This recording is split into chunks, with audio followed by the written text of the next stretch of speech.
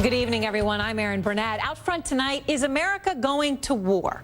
Today, President Obama met with two key Republican senators who want military strikes and regime change in Syria, John McCain and Lindsey Graham. Tonight, the senators say they still prefer a more significant military effort, but that they understand where the president's coming from. It is my hope that even a limited military strike can degrade Assad's ability to project force, particularly using chemical weapons. But there seems to be emerging from this administration a pretty solid plan to upgrade the opposition. A solid plan to upgrade the opposition. Is that really in America's national interest? George Little is the assistant to the Secretary of Defense for Public Affairs and joins us tonight.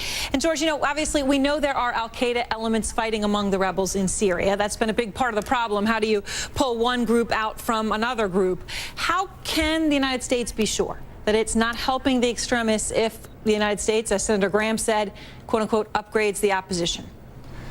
Aaron, thank you for having me on tonight. It's been an imperative of the United States to engage in strong diplomatic efforts with the Syrian opposition, to talk to them on a regular basis, and that's been a big push, especially by our State Department, and they've done a terrific job. So yes, we need to identify moderate opposition groups that can come together and become more cohesive and oppose the regime of Bashar al-Assad. We're not blind to the fact that there are terrorist elements in Syria, but we believe that at the end of the day, the Syrian people will reject extremism and that they will adopt a diplomatic process that gets them to a new political landscape in their own country that does not involve Bashar al-Assad. And the Secretary of Defense, obviously Chuck Hagel and John Kerry, are set to appear tomorrow, as you know, at the first congressional hearing in front of the Senate Foreign Relations Committee. What is Secretary Hagel going to say? Is he going to make any more of a clear case than we have already heard? For example, to hit on this issue that many around the world have questioned, which is there proof of who used the chemical weapons and when they were used? I mean, are we going to learn more tomorrow? I think what you'll hear from Secretary Hagel is a very strong endorsement of the view that chemical weapons use in Syria and elsewhere, for that matter, violates basic standards of human dignity, and also it's in our national interests to prevent their use. Think about the precedent this could set, Aaron, not just in Syria for the Assad regime, but for Iran, for Hezbollah, for North Korea, and for others. We're deeply concerned about the precedent that if we don't act, that others may believe that they might be able to use chemical weapons against their own innocent populations in the future. And when you say you're deeply concerned about the precedent, you know, it's pretty clear where you stand on that front. But what if Congress, now that it's, you know, the president has given them this opportunity to vote, what if they vote no? So in that case, it would sound like what you're saying is he should still go ahead with strikes, that he says he has the right to do without their approval. He's just being polite to ask for it. But if they vote no, he needs to go ahead with it, else he sets the wrong precedent for Iran and others. Well, with respect, Aaron, I take issue with some of your question there. This is not, this is constructive engagement with the Congress. This is not a mere fig leaf process. We're working closely with them. As Secretary Kerry said yesterday, he thinks that Congress will pass the authorization to use force, and the Congress will do the right thing. Robert Gibbs, though, of course, the former press secretary, as you know, just said it's going to be very, very difficult for the president to get the votes. I mean, so I guess the question I'm asking you, if he doesn't get the votes, I know that's not the scenario you want, but if he doesn't get it, is he still going to strike?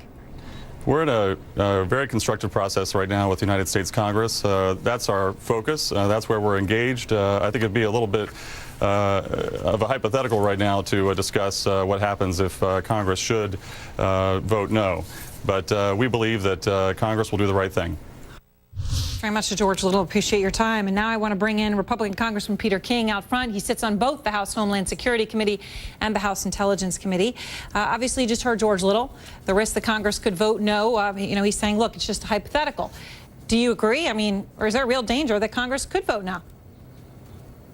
Yeah, I think, first, thanks for having me on, Aaron. I think the president made a terrible mistake in going to Congress. He has the absolute power to launch this attack if he wants to. If it's that serious, he should have done it. Now, I will vote for it, so I'm not trying to duck a vote here, but I think he's put himself in a position where right now, I think if the vote were today, it would be very difficult to get a majority. I don't know what's going to happen by next week or the week after, but it is going to be difficult. I think the president constitutionally would have the right to still go in after he didn't get the vote. I remember with President Clinton in Kosovo, the first 1 or 2 votes that come up, they were defeated in the House, and he's still attacked. So it can be done, but it weakens our position diplomatically, it weakens the president's stature, and it makes him look very vacillating and weak. And I mean, what should you have said before, you know, and you just said it now, you know, you don't think he needed to ask for the approval, but now he's done it.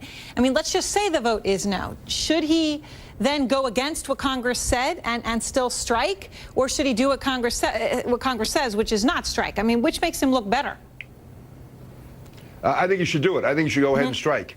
And if he does strike, it can't be just one day or 2 days of Tomahawk missiles. There has to be a purpose to this. And to me, the purpose should be to really diminish Syria's capacity to use chemical weapons to carry out war, and not necessarily to knock out Assad, but to weaken their position so they have to enter into negotiations with the rebels. Now, I am concerned that there is a strong al-Qaeda element within the rebels, but if we can bring about the negotiations, that would give us a much stronger hand at those talks to bring about a government which would not be Assad and also would not be al-Nusra, which is an al-Qaeda affiliate. But to you, it's worth the risk at this point that arms help, whatever it might be, may get in the hands of al-Qaeda. Sort of what George Little was saying. I mean, because a lot of people point to Afghanistan. Well, we used to aid the Taliban, and look what happened to them. You know, they look at what happened in Libya, or they look at what's happening in North Africa. I mean, this happens again and again. Is it a risk we have to take?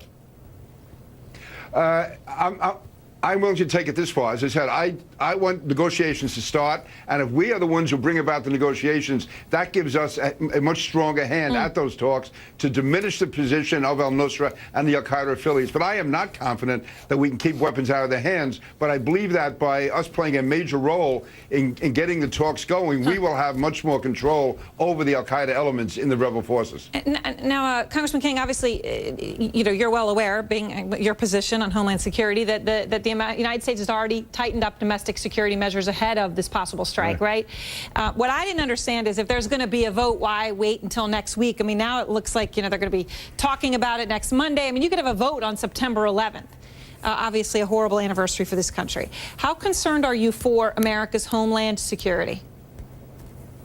Well, you know, again, everything that can be done will be done, but we have to be concerned. And I agree with you. I think the vote, again, if it's that serious that the president wants to launch an attack, then he should have brought Congress back, brought us back into special session over the weekend, done it last week for that matter. He didn't. So, no, obviously we have to be concerned. No need to panic. But again, if we're talking about Hezbollah, if we're talking about any of those type of affiliates, then we have to be very concerned. All right. Thank you very much, Congressman King. It's always a pleasure, and thank you for joining us on Labor Day. Erin, thank you very much. Thank you. All right. Still out front.